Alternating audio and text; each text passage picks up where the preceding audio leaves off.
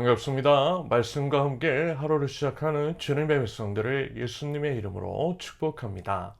2024년 10월 12일 토요일 오늘 주신 말씀은 열왕기하 23장 1절부터 20절까지입니다. 왕이 사람을 보내어 유다와 예루살렘의 모든 장로를 소집하였다. 왕이 주님의 성전에 올라갈 때에 유다의 모든 백성과 예루살렘의 모든 주민과 제사장들과 예언자들과 어른으로부터 아이에 이르기까지 모든 백성이 그와 함께 성전으로 올라갔다. 그때의 왕은 주님의 성전에서 발견된 언약책에 적힌 모든 말씀을 크게 읽어서 사람들에게 들려주도록 하였다. 왕은 기둥 곁에 서서 주님을 따를 것과 온 마음과 목숨을 다 바쳐 그의 계명과 법도와 율례를 지킬 것과 이 책에 적힌 언약의 말씀을 지킬 것을 맹세하는 언약을 주님 앞에서 세웠다. 온 백성도 그 언약에 동참하였다. 왕은 힐기야 대제사장과 부제사장들과 문지기들에게 바알과 아세라와 하늘의 별을 섬기려고 하여 만든 기구들을 주님의 성전으로부터 밖으로 내놓도록 명령하였다. 그리고 그는 예루살렘 바깥 기드론 들판에서 그들을 모두 불태우고 그 태운 재를 베델로 옮겼다. 그는 또 유다의 역대 왕들이 유다의 성읍들과 예루살렘 주위에 있는 산당에서 분향하려고 임명한 우상을 숭배하는 제사장들을 내쫓았다. 그리고 바알과 태양과 달과 성좌들과 하늘의 별에게 제사 지내는 사람들을 모두 몰아냈다. 그는 아세라 목상을 주님의 성전에서 예루살렘 바깥 기드론 시내로 드러내다가 그곳에서 불태워 가루로 만들어서 그 가루를 일반 백성의 공동묘지 위에 뿌렸다.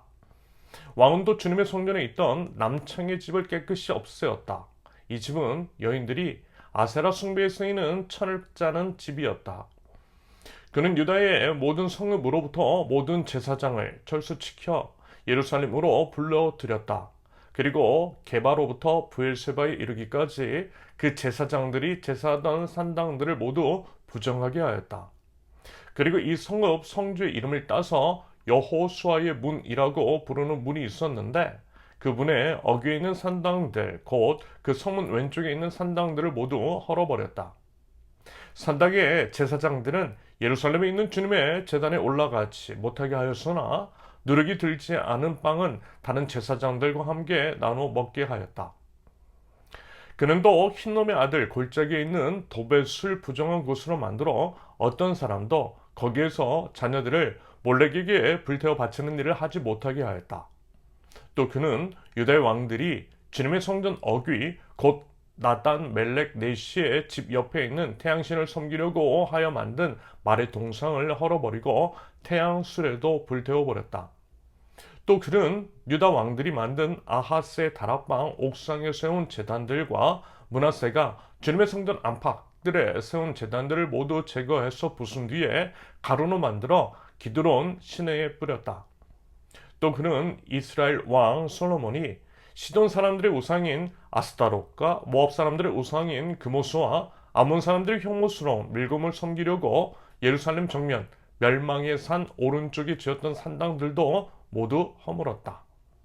그리고 석상들은 깨뜨리고 아세라 목상들은 토막토막 자르고 그것을 죽은 사람의 뼈로 가득 채웠다. 왕은 또 느밧의 아들 여로보암이 베델에다에 만든 제단 곧 이스라엘로 죄를 짓게 한 그 제단과 산당도 헐었다. 그는 산당을 불태워 가루로 만들었고 아세라 목상도 불태웠다. 요시아는 또 산 위에 무덤이 있는 것을 보고 사람을 보내어 그 무덤 속에 뼈들을 꺼내어서 제단 위에 모아놓고 불태웠다. 그렇게 하여 그 제단을 부정하게 만들었다. 그래서 한때 하나님의 사람이 이 일을 듣고 예언한 주님의 말씀대로 되었다.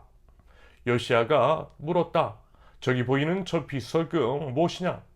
그 성읍의 백성이 그에게 대답하였다. 유다에서 온 어느 하나님의 사람의 무덤입니다. 그는 베델의 제단에 관하여 임금님께서 이런 일들을 하실 것이라고 미리 예언하였던 분입니다. 왕이 말하였다. 그 무덤은 그대로 두어라. 그리고 아무도 그의 유해를 만지지 못하게 하여라. 이렇게 하여 그들은 그의 뼈와 사마리아에서 온 예언자의 뼈는 그대로 두었다. 이스라엘 왕들이 사마리아 도성의 언덕마다 세워 주님의 분노를 돋우었던 모든 산당을 요시야가 이렇게 헐었다. 그는 베델에서 한 것처럼 하였다. 더욱이 그는 그곳 산당에 있는 제사장들을 모두 제단 위에서 죽이고 사람의 뼈를 함께 그 위에서 태운 뒤에 예루살렘으로 돌아갔다. 아멘. 열왕기를 나누면서 우리는 리더가 얼마나 중요한가에 대해서 아마 이제 다들 배웠을 것입니다. 자금의 한국 상황과도 맞물려서 생각해 볼 수 있는 중요한 본문이고요. 자문은 이제 시적절한 본문의 선택이 아닐까라고 하는 생각을 해보았습니다. 여러분 어떻습니까? 어떤 왕이 세워지느냐에 따라서 이스라엘의 분위기는 완전히 달라졌어요. 그럴 수밖에 없는 것이 왕이 가진 권력 등으로 인해 그 나라 백성이 영향을 받을 수밖에 없기 때문입니다. 여기서 이제 왕이 영향을 받더라는 것, 그 영향은 분명 영적인 것이었어요.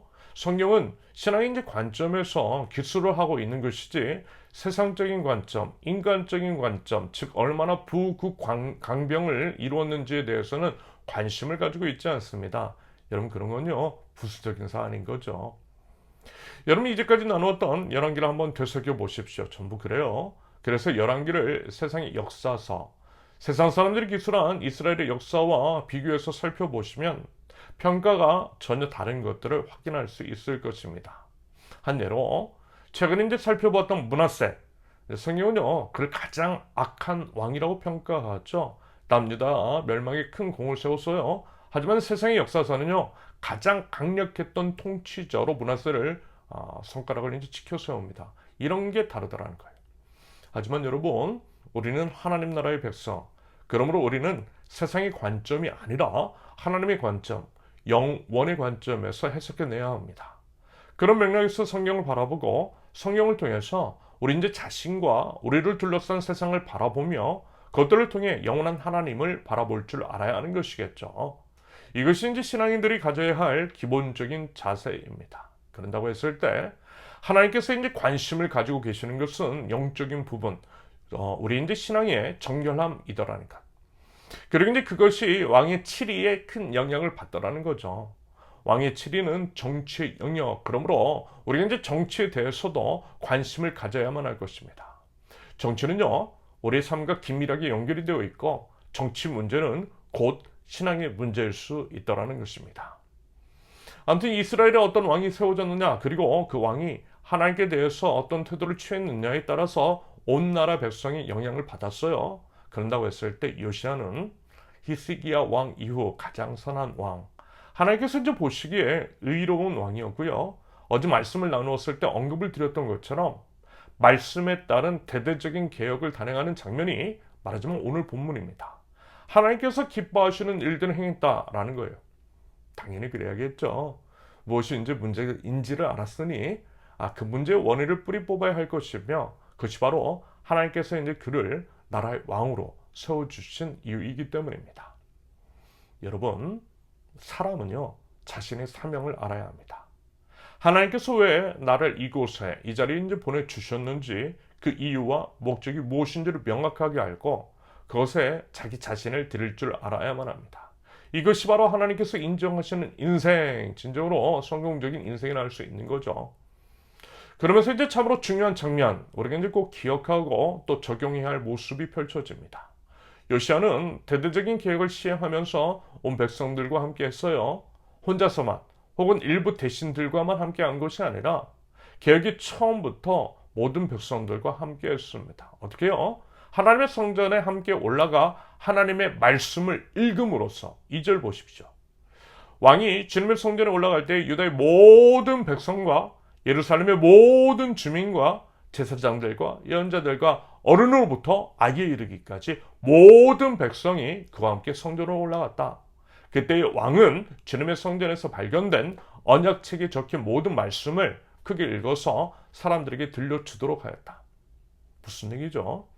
먼저는 이 개혁이 하나님의 말씀에 합당한 것이고 하나님의 말씀에 따른 개혁이라는 것입니다.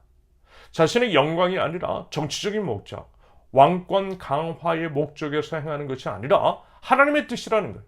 그렇기 때문에 이 개혁은 온 백성이 마음과 힘과 뜻을 다하여 수행해야 한다라고 하는 의미입니다.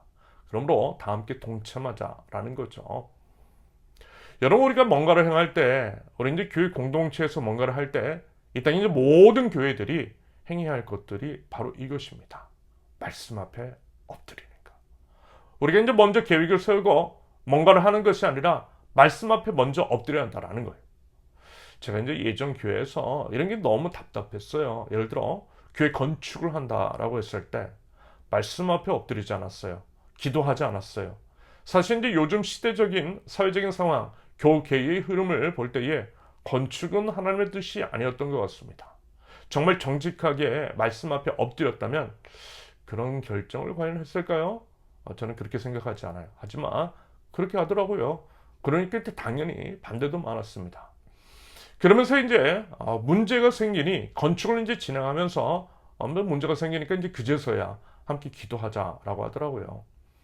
여러분, 이거 순서의 문제이고 태도의 문제입니다.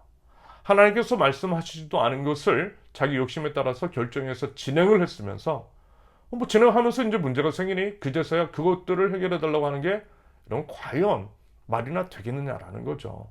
순서가 틀렸어요. 일의 시작에서부터 하나님께 여쭈었어야 한다라는 것입니다.